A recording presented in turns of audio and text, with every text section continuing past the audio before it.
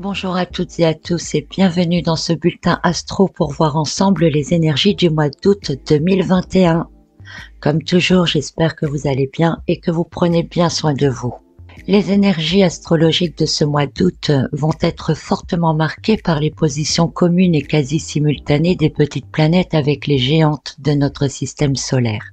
Le mois de juillet nous prédisait un événement ayant pour répercussion une onde de choc émotionnel. Une onde qui prend sens ensuite avec le carré Jupiter-Lilith, l'entrée de Lilith en Gémeaux, la pleine lune du 24 juillet. Tous ces événements astrologiques étant liés aux droits et libertés, mais aussi la famille et le travail. C'est donc une corde ultra sensible qui est touchée, à laquelle personne ne peut rester indifférent. Commençons par voir ensemble la toile de fond de ce mois d'août. Nous avons bien entendu le retour de Jupiter en Verseau. Jupiter revient en Verseau le 28 juillet, donc il y sera pendant tout le mois d'août évidemment, et il y restera même jusqu'à la fin de l'année maintenant. Jupiter en Verseau, il parle de société, de volonté, de détermination, et cela à un degré assez élevé. Planète de justice et de droit, elle compte bien rétablir la vérité ou ancrer de nouvelles lois et règles. En écho, les contestations règnent et les communications sont des actions coup de poing. Ça crie haut et ça crie fort ce qui est désiré ou non. Les croyances et les habitudes sont bousculées et un changement inévitable est en route. Jupiter en Verseau revendique son besoin de liberté, d'autonomie et de grand air. Il a du mal avec les restrictions et les obligations. Dans cette toile de fond, nous avons également Mars qui est maintenant dans le signe de la Vierge.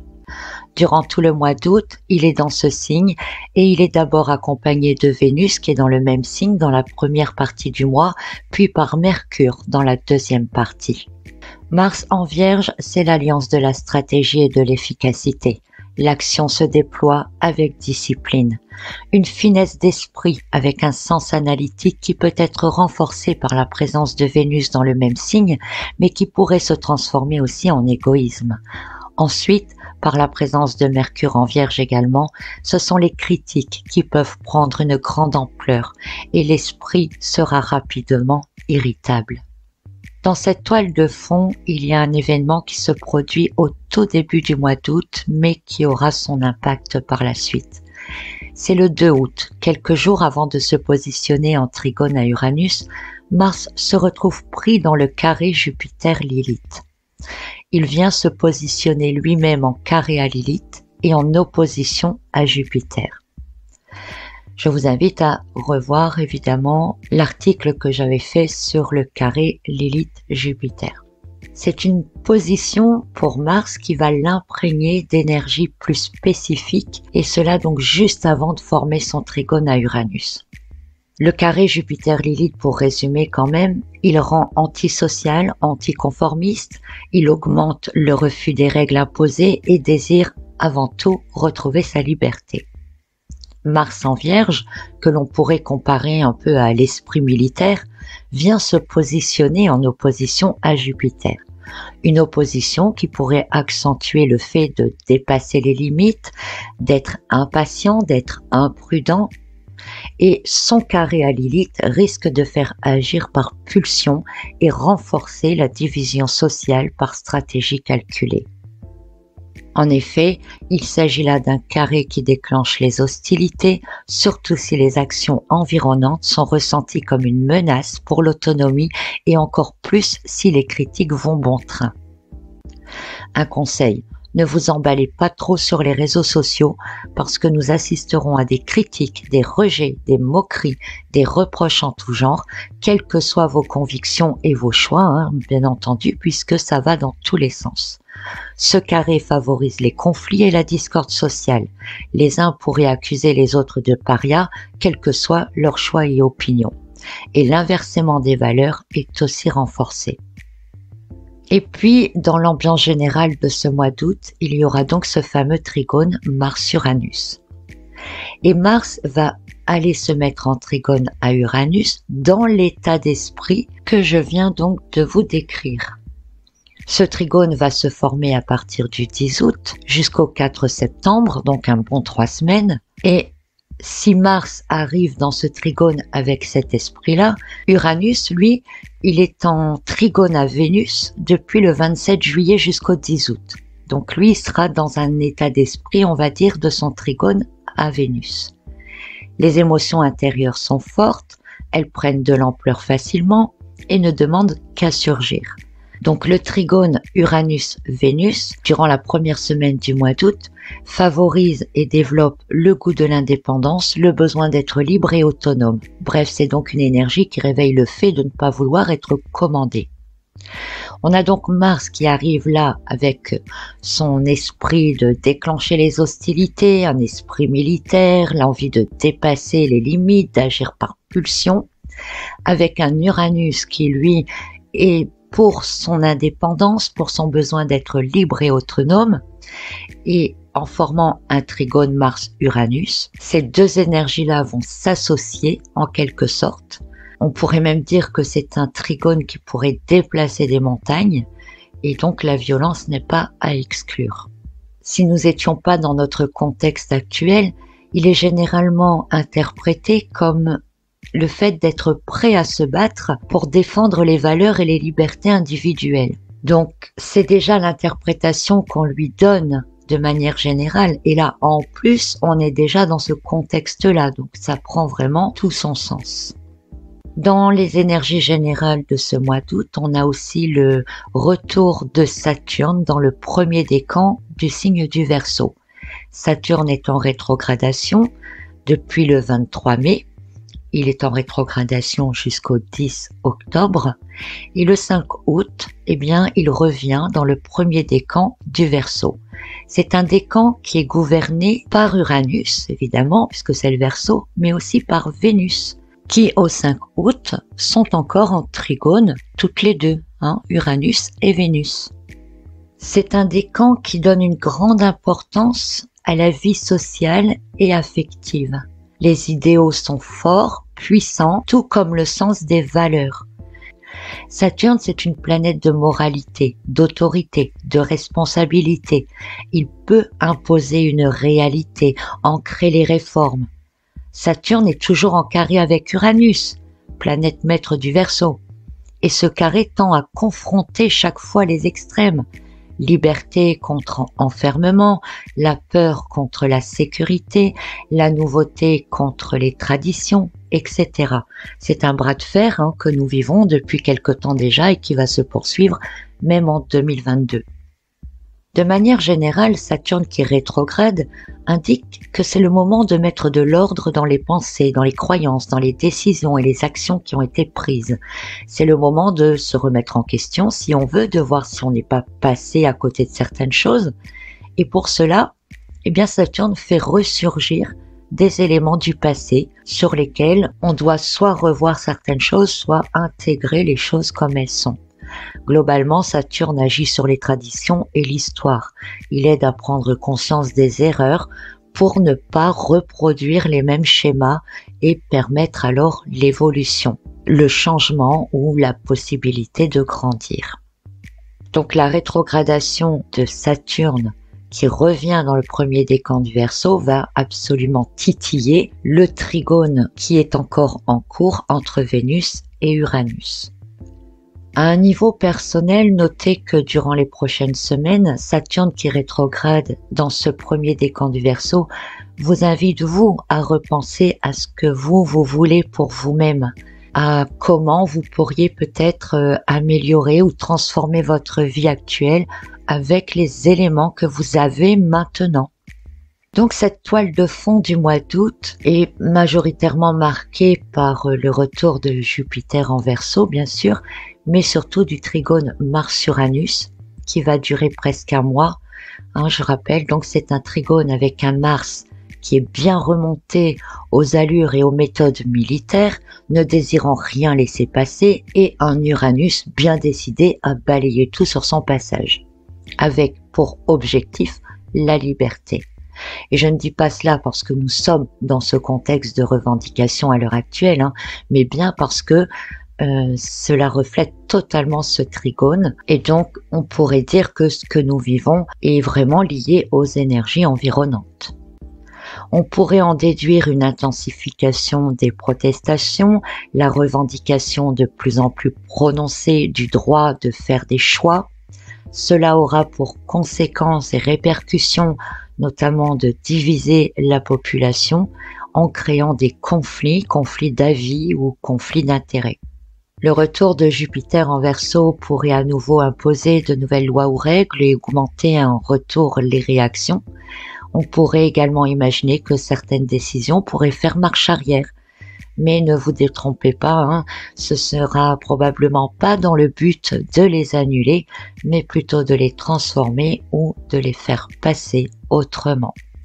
On va voir un peu plus tout cela en détail dans le déroulement du mois.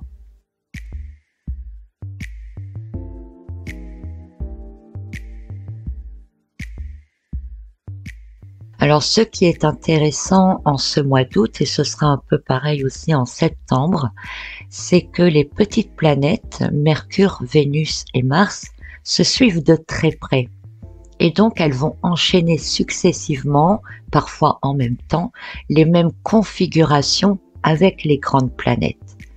Par exemple, Vénus qui était opposée à Jupiter en juillet, eh bien maintenant c'est Mars qui va s'opposer à Jupiter du 16 juillet au 11 août, puis Mercure du 7 au 16 août.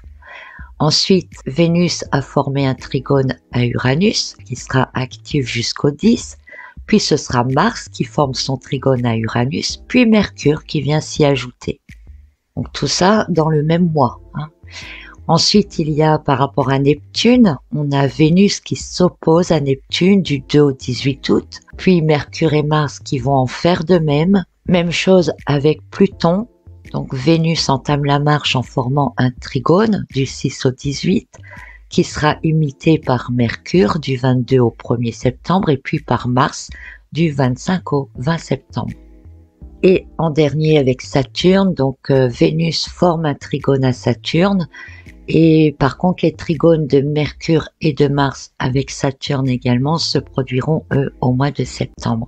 C'est assez particulier parce que les petites planètes sont dites des planètes personnelles avec le mental, les émotions et l'action, et c'est un peu comme si chacune d'elles venait apporter son grain de sel, ses doléances, ses revendications auprès des grandes planètes, chacune leur tour, voilà.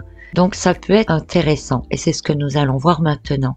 Alors on va peut-être commencer à voir ce que cet enchaînement va poser par exemple pour Vénus. Donc en juillet, Vénus est opposée à Jupiter et elle a augmenté les insatisfactions, la sensation d'être bridée. Puis avec Uranus, elle forme un trigone jusqu'au 10 août pendant lequel elle réclame autonomie et liberté.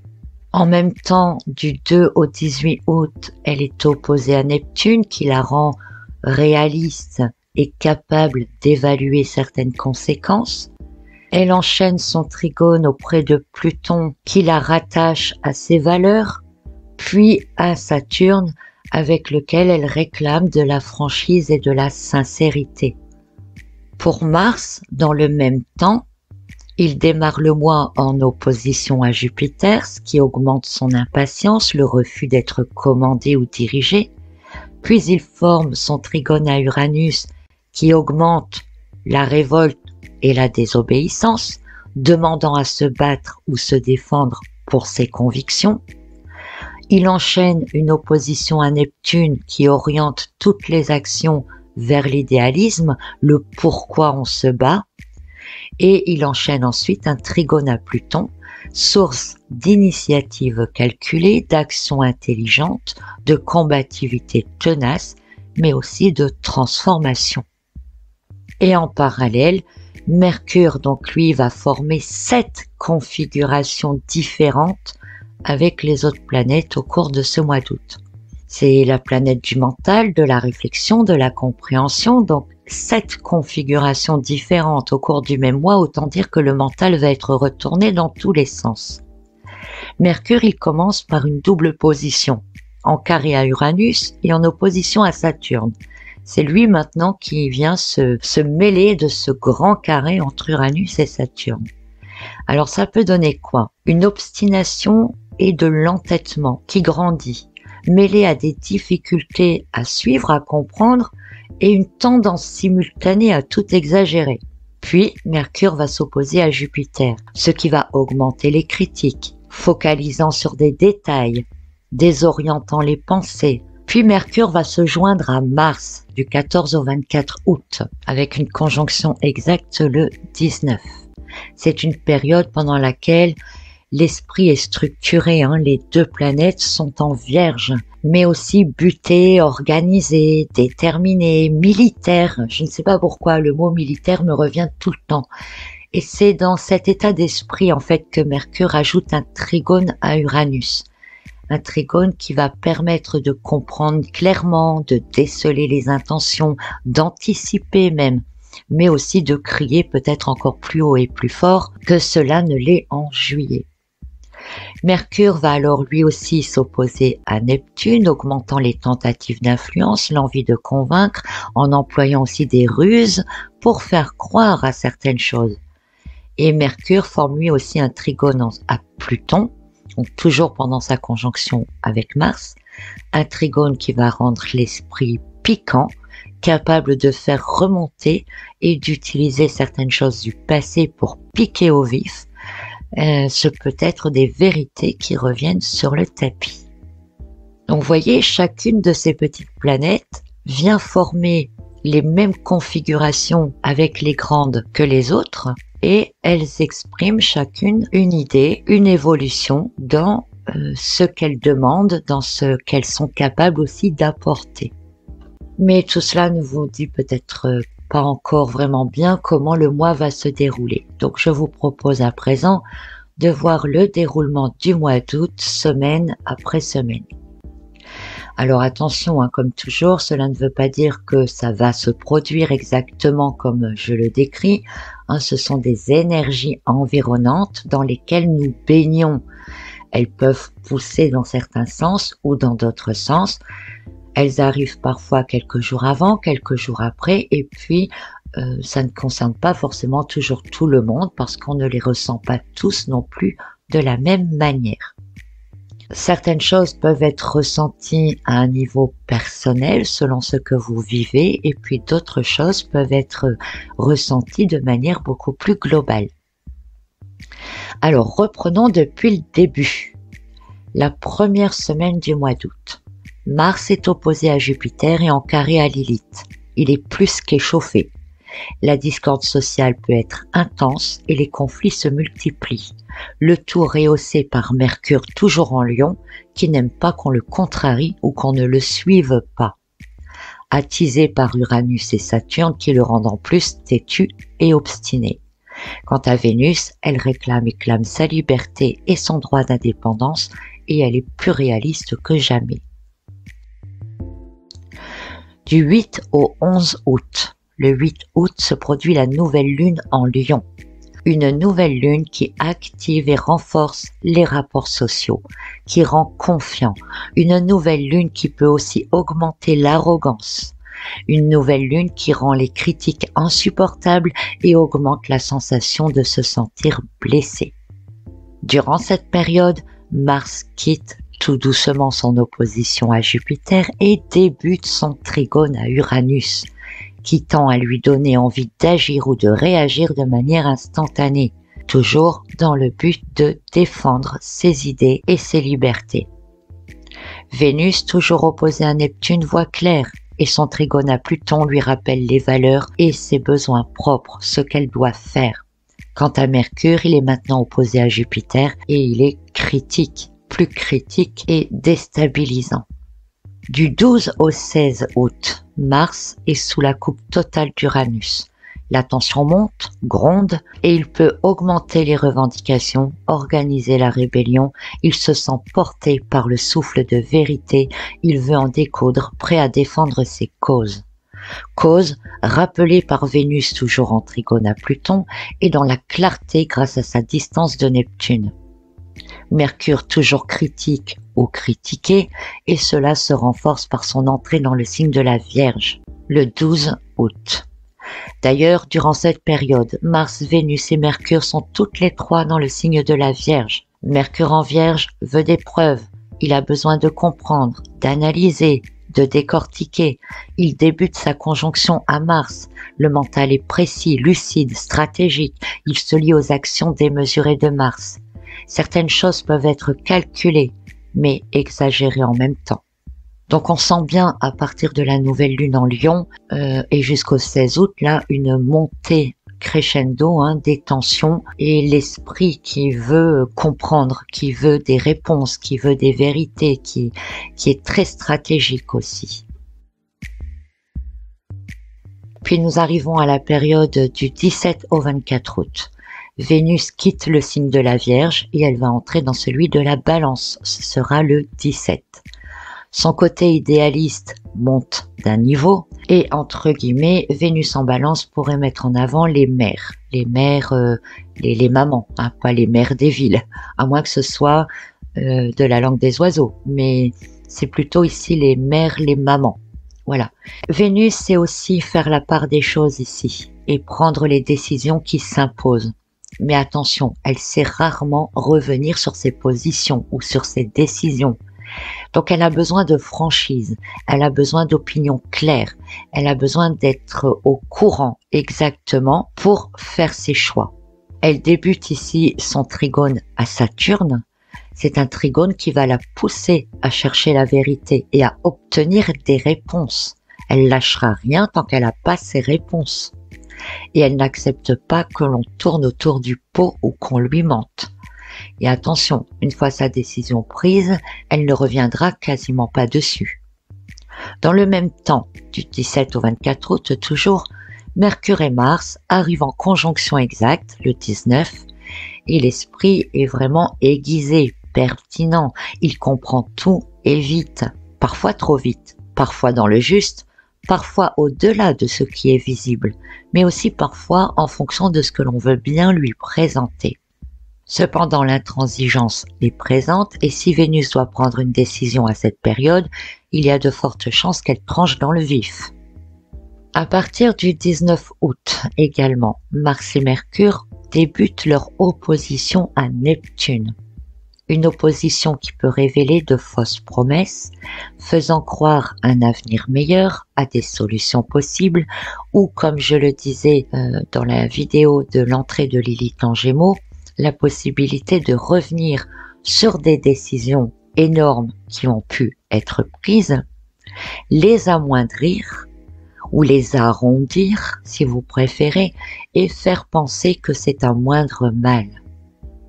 On agite de loin le drapeau de la délivrance pour calmer le jeu.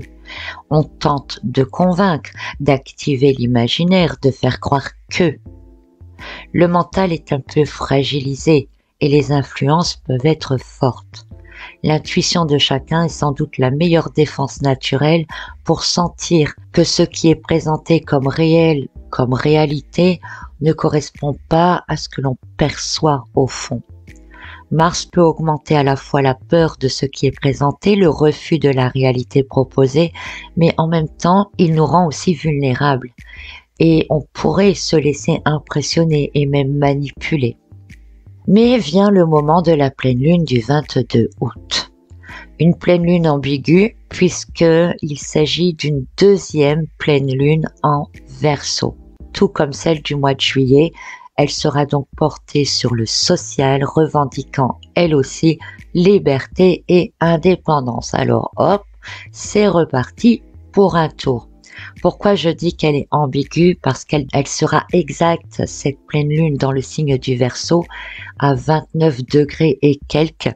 Donc vraiment à la limite de celle des Poissons. Et d'ailleurs, elle sera en Poissons, la lune, qu'elle sera encore en opposition au Soleil. Donc c'est à la fois pleine lune en Verseau, mais quelque part avec aussi des énergies du signe du Poisson.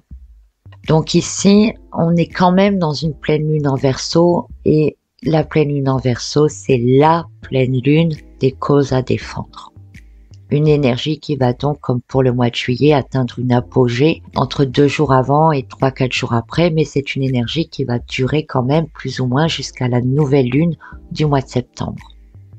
Il faut noter aussi que au moment de la pleine lune, la Lune ne sera qu'à 3 degrés de Jupiter, ce qui n'est pas énorme comme écart. Et Jupiter pourrait donc bien tout amplifier.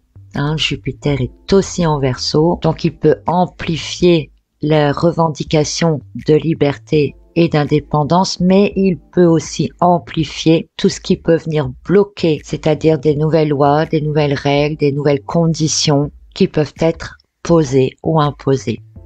Cette pleine lune du 22 août, elle sera également en opposition au milieu du ciel, qui lui sera à 1 degré du signe de la Vierge.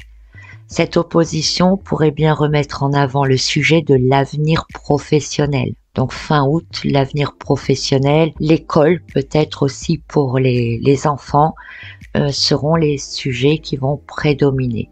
Au niveau de l'avenir professionnel, tous les métiers en contact avec la clientèle qui sont particulièrement visés, mais évidemment, comme je vous le disais, ce n'est pas vraiment une surprise puisque c'est exactement les énergies dans lesquelles nous baignons actuellement.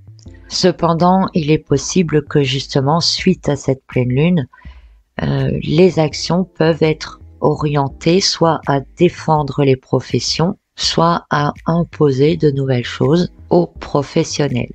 Notez que la conjonction avec Jupiter peut aussi rendre les émotions assez vives.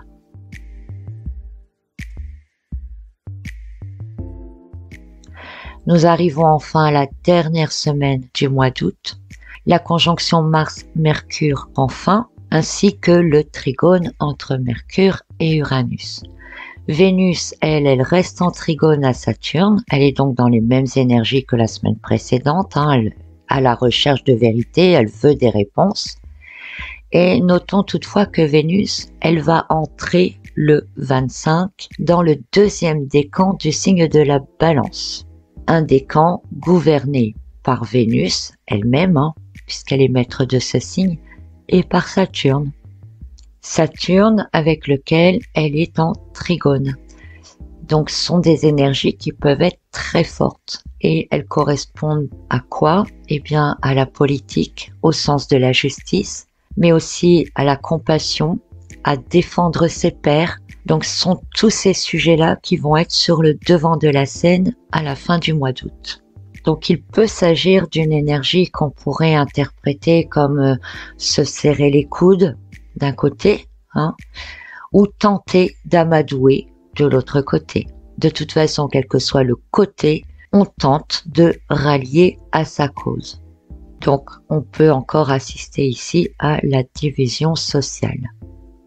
Durant ces derniers jours du mois d'août, Mercure est à la fois opposé à Neptune et en trigone à Pluton.